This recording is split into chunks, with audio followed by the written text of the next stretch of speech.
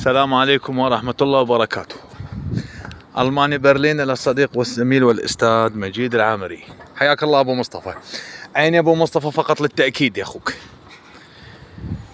هنا أنا مخلص جاي أدق نص القالب، تمام؟ جاي أدق نص القالب، وهذا الحديد التسليح اللي أشوفه، وهذا الجسر اللي صورنا لك إياه بالفيديو السابق من الجهة الثانية، وأني الآن قاعد أصب.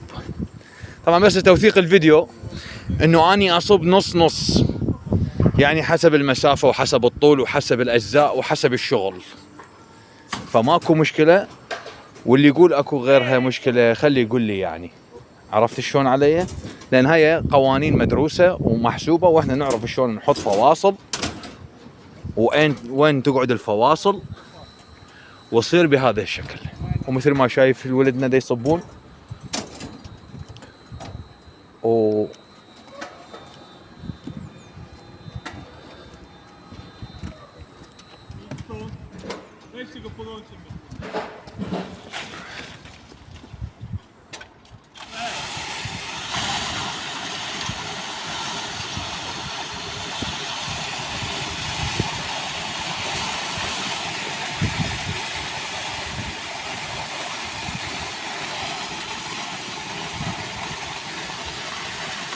بهكذا شيء استاذ مجيد